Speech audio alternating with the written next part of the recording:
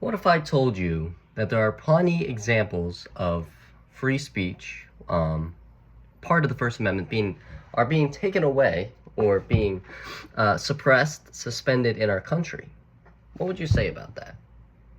As a journalism major here at Rider University, I do think I have a good amount of credibility on being able to talk about a subject like this, also based off the readings that I've done and, kind of just in preparation for this speech, searched up examples of freedom of speech being suspended or suppressed by the government. I found out that there was a former CEO of a company that actually got arrested after a speech talking about how the government is suppressing freedom of speech in our country.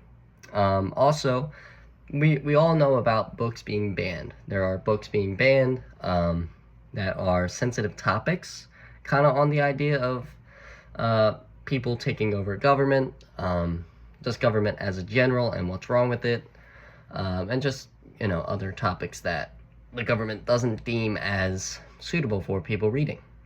As well as blogs. One of our basic human things is to write about stuff that's going wrong. Some of those blogs, you have to register them to the state if they want to talk about state officials and state problems, governmental problems. So that kind of is like freedom of speech could be under attack as we know it in the year 2024. A year where people are constantly debating things, challenging things. If this is probably the worst time to ever take away freedom of speech, especially in the political climate that our world is in right now. So free speech might not be as free as we think it is, and that's why it's important to answer these questions that we have here today. So what is the relationship of freedom of speech and the First Amendment? First Amendment and the freedom of speech, they pretty much go hand in hand. First Amendment is freedom of assembly, freedom of press. So I think the idea of freedom of press and freedom of speech go hand in hand. We're able to write what we want. We're able to say what we want. We're allowed to gather and strengthen the challenge that we are sending off to the government. So that one, yeah, they go hand in hand. They're kind of the same thing. And the fact that could be under attack in our nation today is very concerning. What are the reasons for protecting free speech? Freedom of speech, it gets things done.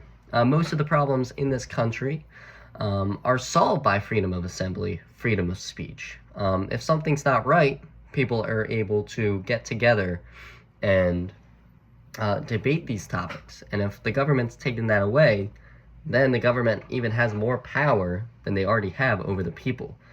Why does everyone need to know about free speech? It's a basic human right. It's a basic human right. If people do not know about what their rights are, then they're going to be taken advantage of, and they're not going to have any power, and they won't be able to speak up if something's wrong. Will knowing about free speech have any possible tangible effects on your life? Of course it will. Of course it will. If you live in a small town, a big town, and something's not right, put on by these so-called leaders of this small government or big government, then you are more than able to debate it, to challenge it. And the examples that I listed earlier today in I believe it was my reason to listen statement, some of those are not even possible. Some of them are taken away. People are being arrested for it. And the example of the CEO, that's just one of the examples of people being arrested for debating and challenging the people in power. So based off readings, based off the articles, based off just common knowledge, freedom of speech, it's definitely under attack in this country. And definitely with a debate coming up, a new presidential debate, we're seeing this more than ever. There's Twitter accounts being muted because false information. There's people being, what's the word? Kind of just suppressed because based off their political beliefs. And that's just, it's sad that the country is coming to where it's going to be. So as a way to conclude, the First Amendment, freedom of speech, they go hand in hand.